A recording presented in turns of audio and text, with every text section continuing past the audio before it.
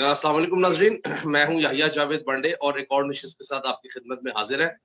नाज़रीन, दिल तो हमारा भी और मेरा और ब्रिगेडियर साहब का भी यही करता है कि ईद के दिन है, हम लोग भी ईद की तैयारी करें, लेकिन बदकिस्मती पाकिस्तान की ऐसी है कि जो इम्पोर्टेड हुकूमत पाकिस्तान में मुसल्लत की गई है, उसकी हरकतों की वजह से जो है वो हमें आपके सामने हाजिर होना पड़ता है और चीज़ें लेकर आनी पड़ती हैं।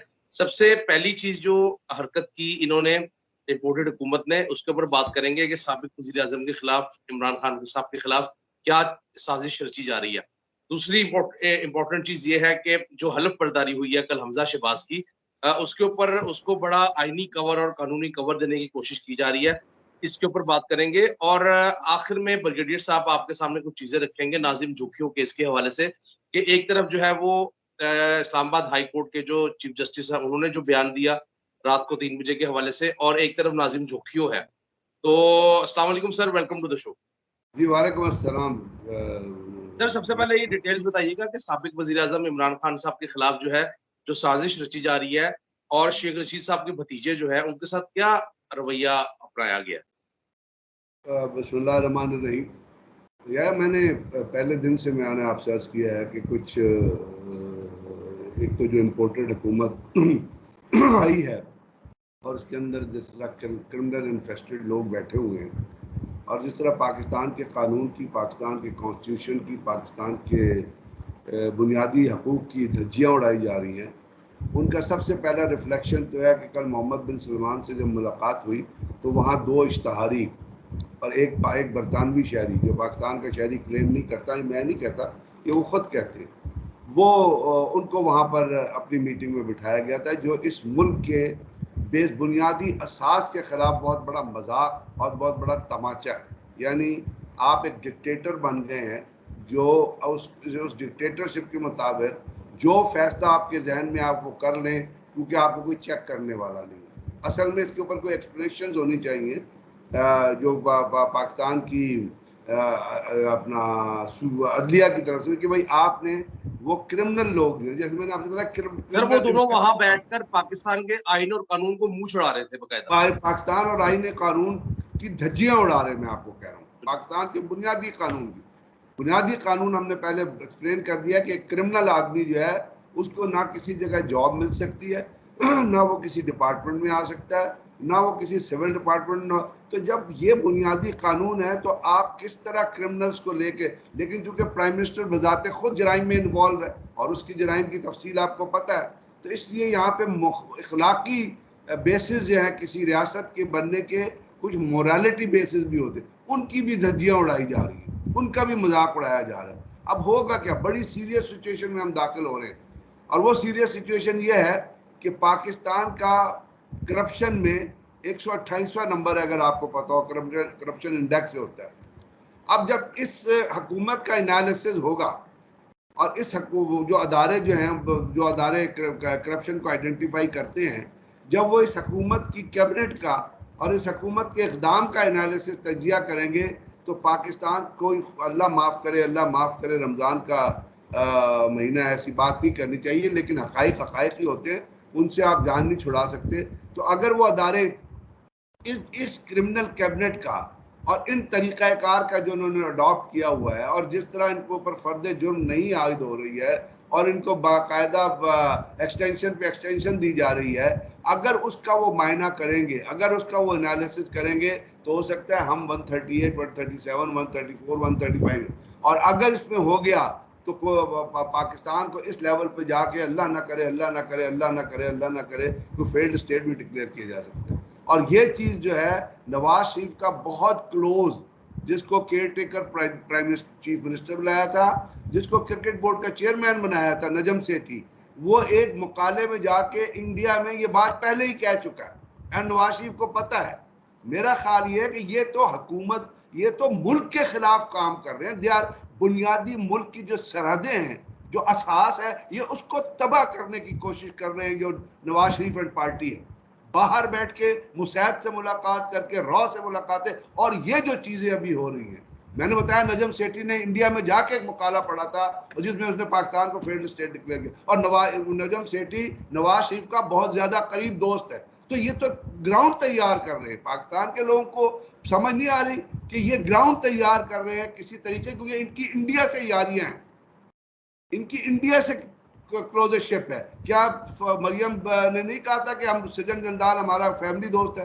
क्या वो शख्स जिसने पाकिस्तान के अंदर दहशतगर्दी की वारदातों को जन्म दिया, वो शख्स अजीत कुमार डेविल और वो नरेंद्र मोदी जो कहता है कि हम पाकिस्तान के अंदर लोगों को मारेंगे, औरतों को मारेंगे, बच्चों को मारेंगे, हम यहाँ पे सुसाइड बम अटैक कराएंगे, हम जो लोग लड़ रहे हैं उनको पैसे देंगे, और वो पैसे देते रहे। जो कुछ बलूचिस्तान में हो रहा है वो आपके सामने है। 5 से 6 ट्रेनिंग कैंप राजस्थान के अंदर इंडिया रन कर रहा है इन दहशतगर्दों के लिए जो बलूचिस्तान से बलोची जाते हैं, जिनको हम मिसिंग पर्सन कहते हैं। वो शख्स नवाज शरीफ के ड्राइंग रूम में बैठा हुआ था, साड़ियां दी जा रही थी, आम दी जा रही, नवाज शरीफ बड़ी गर्मजोशी से अजीत कुमार डेविल को गले लगा रहा था और उसको थापकी दे रहा था कि हाँ और मारो पाकिस्तान के अंदर लोगों को। जब नवाज शरीफ ने टेक ओवर किया तो पाकिस्तान के सरहदी इलाकों पे बमबारी शुरू हो गई। नवाज शरीफ ने मोदी से कमिट किया था कि आप सरहद पे जितने लोगों को मारोगे बमबारी करके, मैं आवाज नहीं उठाऊंगा। और आप मुझे कोई एक रिजल्ट बता दें जिसमें नवाज शरीफ ने, जो प्राइम मिनिस्टर था, सरहद का दौरा किया और जब ईद पे भी बमबारी होती थी और बकरीद पे भी बमबारी होती थी। हाँ, अगर कोई गए तो फिर उसके सर आप बाद इसमें खाकान बताइएगा कि ये जो खाकान साबिक वजीर आजम इमरान खान साहब के खिलाफ जो एक झूठा मुकदमा दायर किया जा रहा है, तो क्या ये मुल्क को अनारकी की तरफ लेके जा रहे हैं? आपने ये देख लिया? उसी पे आ रहा हूं कि अब जब इस किस्म की हरकतें होंगी और वो हरकतें ये इंडिकेट करेंगी कि आप एक बड़ी पार्टी को जिसकी रिप्रेजेंटेशन थी कौमी असम्बली के अंदर, अभी जो पार्टियां हैं वो माइनॉरिटी की पार्टी है, तो ये तमाम चीजें दुनिया एनालाइज करेगी ना। मैं यही तो चीजें आपको पॉइंट आउट कर रहा हूँ कि ये बेसिक असास मुल्क के लोगों को पता होना चाहिए कि ये टोला मुल्क की बुनियादी असास के खिलाफ काम कर रहा है, ये हमारे रहने के खिलाफ काम कर रहे हैं, ये हमारी स्टेबिलिटी के खिलाफ। स्टेबिलिटी को यानी जब आप जड़ों को या जब आप पिलर्स के नीचे जाके जो नी वो होती है बुनियाद को आप जब तबाह करते हैं, ये बुनियाद को तबाह कर रहे हैं। इसीलिए अब राना सनाउल्लाह का बयान आया है कि जी मस्जिद नबवी के वाक़े में इमरान शरीफ और अपना शेख रशीद और ये इन्वॉल्व थे। ये कोई लॉजिक है इसके अंदर? राना सनाउल्लाह जैसा आदमी, उसके मैं क्या आपको उसका बैकग्राउंड बताऊं। अब ये लोग जो ये काम कर रहे हैं, दुनिया इस चीजों को देख रही है, ये बुखलाहट नहीं है। मैंने आपसे पहले दिन अर्ज किया था कि इमरान खान के खिलाफ एक शिकंजा हाईएस्ट पॉसिबल लेवल पे तैयार किया जा रहा है, जिसके अंदर ये पूरी जो कैबिनेट, इन्वेस्टेड कैबिनेट है, ये इन्वॉल्व है और साथ कुछ और लोग भी होंगे। तो उसके तहत आपने इमरान खान के खिलाफ FIR काट दी। एक इंसिडेंट जिसका कोई विटनेस नहीं है, जो पाकिस्तान के अंदर नहीं हुआ, आप उसमें किस तरह FIR काट सकते हैं? यहाँ तो लोगों की चप्पलें घिस जाती है अपना पुलिस स्टेशन जा जाके और सर आप ये FIR। बताइएगा कि इसीलिए जिस तरह इसीलिए तो हम मुस्तफा नवाज खोखर वाला मामला हुआ, मुस्तफा नवाज खोखर वाला मामला हुआ, फिर कासिम सूरी साहब वाला मामला हुआ, तो ये क्या चार मतलब क्या आपस में ही शुरू करवाना चाह रहे हैं? यही तो क्रिमिनल इन्फेस्टेड गवर्नमेंट है, यही तो क्रिमिनल इन्फेस्टेड कैबिनेट की रिफ्लेक्शन है। ये चीजें तो प्रैक्टिकली प्रूव कर रहे हैं कि वाकई ये क्राइम में इन्वॉल्व है, वाकई ये क्रिमिनलिटी में इन्वॉल्व है। अब इस किस्म की जो हरकतें होंगी तो दुनिया उससे क्या मैसेज देगी? मैंने आपको कल बताया था और मैं बड़े जिम्मेदारी से कह रहा हूं कि मैं नहीं कह रहा, मैंने आपको मैं कहता हूं कि वो चीजें देखें, मेरी कहने की चीजें ना देखें, आपके कहने की वो चीजें देखें जो न्यूट्रल इंडिपेंडेंट लोग कह रहे हैं, जो पाकिस्तान से बाहर रहते हैं। मैंने सर कल आप राणा आपको सनाउल्लाह की भी बात कर रहे थे ना, राणा जी सनाउल्लाह का एक जुमला बता देता हूँ। परसों प्रेस कॉन्फ्रेंस में उसने कहा है कि शेख रशीद को अगर मैं चाहूं तो खड़का दूं पकड़ के। तो मतलब ये किस तरह की स्टेटमेंट दिए जा रहा है? राना सनाउल्लाह का फैमिली बैकग्राउंड आप जानते हैं, उसकी अपब्रिंगिंग आप जानते हैं। अगर आप उसे किसी सोफिस्टिकेशन की तवक्को रखते हैं तो you are living in fool's paradise. बुनियादी तौर पे उसके रीजन को आप जानते हैं, उससे आप किस चीज की तवक्को रखते हैं, उससे आप किस डिसेंसी की तवक्को रखते हैं? जो शख्स है डिसेंस पैदा सराउंडिंग की पैदावार ही नहीं है, उससे आप किस चीज की तवक्को रखते हैं?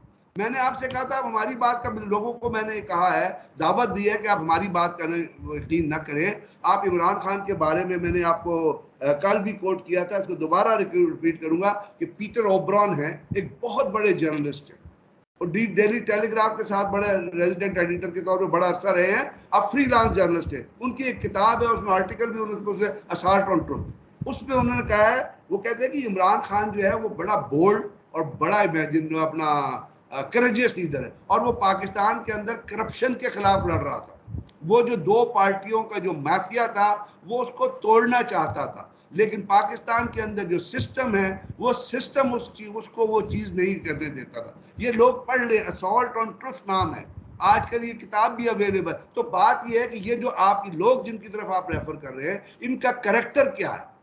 इनका करेक्टर है ये भागते हैं, इनका करेक्टर है इन्होंने जुर्म किए हुए, इनका करेक्टर है इन्होंने मनी लॉन्ड्रिंग की है, इनका करेक्टर है इन्होंने लैंड ग्रैबिंग की है, इनका करेक्टर है इन्होंने मनी अपना पाकिस्तान के अंदर जो भी इलीट के तौर पे काम किया हुआ है, इन्होंने बुनियादी लोगों के, गरीब लोगों के हकूक सब किए हुए।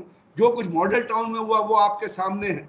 अब जो कुछ अब हो रहा है वो आपके सामने है। जो कुछ गंदम की बोरियों में से जो मट्टी निकली है अपना सिंध में, वो आपके सामने एक मतलब किस किस किस किस वारदात का एक आप जिक्र तरफ आप देखें करेंगे। ना, सिंध के अंदर इनकी हरकतें चेक करें, नाजिम जोखियो बेचारा जो है वो इंसाफ के लिए दर-बदर उसकी बीवी ठोकरें खाती रही है। दूसरी तरफ जो है वो नासिर हमारे जोशी में तो एक आतिफ करेक्टर अब्दुल्ला है साहब ना। कहते हैं, अगर अनकॉन्स्टिट्यूशनल काम होगा तो रात को 3 बजे अदालतें खुलेंगी। और भई आप इंसाफ तो दें उस इंसान को, उसकी बीवी को। सर किस तरह इंसाफ मिलेगा गरीब आदमी को? क्या ये कानून गरीब आदमी को इंसाफ प्रोवाइड करता है?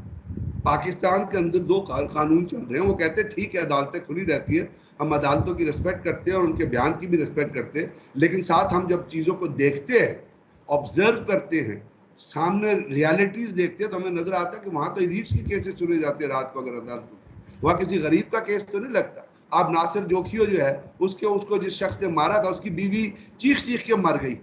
उसकी बीवी, अब एक क्रिमिनल को आप वोट डालने के लिए, वहां वो दुबई में होता है, उसकी यहाँ जमानत हो जाती है, तो क्या इसलिए अदालतें खुली रहती है? वो यहाँ पे आता है, उसकी बीवी चीखती है, कोई उस शख्स को गिरफ्तार नहीं करता। तो ये किसका मकसद? ये आप कौन करेगा? ये बरतानिया से सर अदालत आप ये चेक आगे, करें, बड़े बरतानिया अफ़सोस से की बात पुलिस ये आगे। है कि पूरी स्टेट मशीनरी उसको गोद में उठा के लेके आती है वोट डलवाने के लिए। सर इतनी मैं बदकिस्मती। क्या करें? ये तो पाकिस्तान के लोगों को एक अब मूवमेंट के तौर पे इसको लेके चलेंगे तो तब लोग चैलेंज होंगे, और इस पे हर एक के खिलाफ, हर गैर इंसाफ, हर बेइंसाफी के खिलाफ लोगों को खड़ा होना पड़ेगा, क्योंकि स्टेट की मशीनरी जो है और जो गवर्नमेंट की मशीनरी है वो लोगों के हकूक को दबा के तबाह बर्बाद करना चाहती है, इस मुल्क में बुनियादी हकूक का बेड़ा गर्क करना चाहती है। अदालत ने की जिम्मेदारी जो होती है वो सिर्फ इलीट्स के हकूक का तहफ़्फ़ुज़ नहीं करना होता, वो आपने बुनियादी हकूक जो आवाम के हैं उनका भी तहफ़्फ़ुज़ करना किसकी जिम्मेदारी है? अगर गवर्नमेंट क्रिमिनल इन्फेस्टेड है तो कोई तो न्यूट्रल बॉडी होनी चाहिए। अब न्यूट्रल बॉडी का अमेरिका से इंपोर्ट करके, अमेरिका ने तो तबाह बर्बाद करके रख दिया है जब आपने उसने आके आपके मुल्क के अंदर मुदाखलत की है, जब आके अमेरिकन एम्बेसडर ने आपके पीटीआई के लोगों से और बाकी जो अभी हुकूमत में उनसे मुलाकात की है, अमेरिका ने तबाह बर्बाद कर दिया जब यहाँ पे पैसे डिस्ट्रीब्यूट किए गए, अमेरिका ने तबाह बर्बाद किया जब आपके अंदर लोगों को इस्तेमाल किया गया। अब उसका रिजल्ट क्या आ रहा है? उसका रिजल्ट ये आ रहा है कि जो पाकिस्तान के शहरी नहीं है, जो यहाँ पे से इश्तहारी हैं, जो भतीजे और भाई हैं, वो मोहम्मद बिन सलमान की मीटिंग में, इतनी बड़ी वो मीटिंग है, मोहम्मद बिन सलमान का कोई स्टेचर है, उसके उससे जाके आप क्रिमिनल्स को मिलाएंगे, वो खुद क्या सोच रहा होगा? आने वाले दिनों में पाकिस्तान के ऊपर क्या इफेक्ट आएगा? कोई पॉजिटिव इफेक्ट आएगा सर या आप ये नेगेटिव देखें, वो इफेक्ट भी आएगा? बच्चा नहीं है, आप देखें ना, उसने किसी किस्म की कोई इनको पकड़ाई नहीं दी, चुप कर हालांकि होता है कि एक मुल्क का सरबराह जाके मिल रहा हो, कोई एमओयू साइन होते हैं, कोई यादाश्तें साइन होती हैं, कोई प्रेस रिलीज आती है, लेकिन ऐसा कुछ भी नहीं हुआ। शहबाज शरीफ साहब की 4-5 लाइनों की ट्वीट आई है बस। तो आप यहाँ से अंदाजा लगा लें कि किस तरह हो पाकिस्तान। सकता है? क्या उनको नहीं पता कि पाकिस्तान में जो हुकूमत आई है उसके अंदर कौन कौन लोग मौजूद है? वो भी तो आखिर फॉलो करते हैं ना। सऊदी अरब हमारा बड़ा पुराना दोस्त है, सऊदी अरब से हमारे बड़े क्लोज रिलेशनशिप है। सऊदी अरब हमें, हम सऊदी अरब को, और सऊदी अरब हम हर वक्त मदद के लिए तैयार होते हैं। सऊदीज़ ने हमें बहुत दफ़ा अपना रिड्यूस रेट पे क्रेडिट फैसिलिटी दी है ऑयल के लिए, और जब इमरान खान साहब आए थे तो आपको याद है कि उनको किस तरह रिसीव किया था। जब पाकिस्तान में मोहम्मद बिन सलमान आए थे तो उनको किस तरह रिसीव किया गया था। लेकिन सऊदी अरब के साथ साथ इंडिया के साथ भी बहुत क्लोज ताल्लुकात चल रहे हैं, वहाँ उनके अपना ज्वाइंट इकोनॉमिक पैक्ट्स भी चल रहे हैं। तो वो किस चीज़ को तरजीह देंगे? वो जाएंगे वहाँ जहाँ पे उनको इकोनॉमिकली फ़ायदा हो। अगर उनको ये नजर आएगा कि इनको पैसे दिए तो ये तो इनकी कैबिनेट खा जाएगी, लोग खा जाएंगे, जो पहले जिनकी रेपुटेशन ऐसी है, तो वो आपको क्या देंगे? क्या फैसिलिटी देंगे? वो आप क्या क्रेडिट दे? क्या उन्होंने कोई अनाउंस किया कि आपको तेल के ऊपर कोई क्रेडिट फैसिलिटी वो प्रोवाइड कर रहे हैं? क्या उन्होंने किसी चीज को? तो आप ये जो चीजें हैं ये सिर्फ इंटरनेट, हमारे यहाँ लोग समझते हैं कि शायद ये इंटरनली ये चीज़ें इम्पैक्ट करती, ये इंटरनली इम्पैक्ट इनके एक्सटर्नल इफेक्ट्स होते हैं, आपके बॉर्डर्स के बाहर से इफेक्ट होते हैं, बाहर की स्टेट्स होती है जो आपको पढ़ रही होती, जो आपको देख रही होती।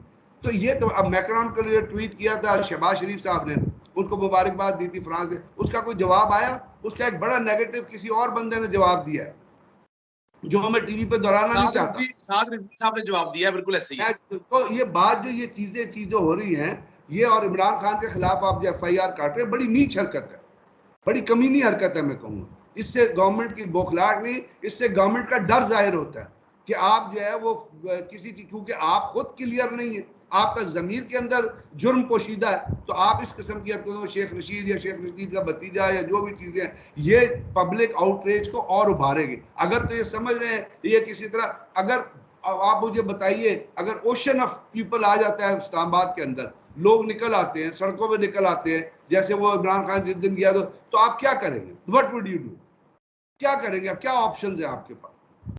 कि अगर आप ये समझते हैं कि किसी तरह आप लोगों के ऊपर फायर कर सकते हैं, वो और किसी एक और जो बुरहान है उसको जन्म देगा। अभी आपने देखा जो कोई हमजा शहबाब के हलफ के साथ हुआ है, हमजा शहबाब के हलफ के साथ जो जो धज्जियां उड़ाई गई हैं, और जिस तरह उस स्पीकर को जिसने मोहसिन दावड़ को और अली वजीर को बात करने की इजाजत दी थी, और जिसका बैकग्राउंड आपको देखें, जिसका एक नाम रखा हुआ था जो मैं रिपीट नहीं करना चाहता, उसको कहा दिया क्या उसकी एक क्रेडिबिलिटी है? और मैं ये कहता हूं अगर उसकी एक क्रेडिबिलिटी है तो जो असद कैसर था उसकी भी एक क्रेडिबिलिटी थी, जो कासिम सूरी था उसकी भी एक क्रेडिबिलिटी। आप उसने जो रूलिंग दी थी उसको आप किस तरह रिजेक्ट कर सकते हैं? ये आती है जो डेविएशन आती है, ये है जो वायलेशन है, ये है जो डबल स्टैंडर्ड्स की आप बात करते हैं। अब वो कहते हैं कि जी मैं, अदालत कहती है कि आईनी हकूक का तहफ़्फ़ुज़ करना हमारी जिम्मेदारी है। तो मैं ये सर पूछता कोई हूँ, बात नहीं, अदलिया जो है वो आप अब मुझे नए ये स्टैंडर्ड बताइए। सेट कर रही है, तो मुस्तकबिल के अंदर अब नहीं, इन्हीं स्टैंडर्ड्स के ऊपर इसको जज किया जाएगा।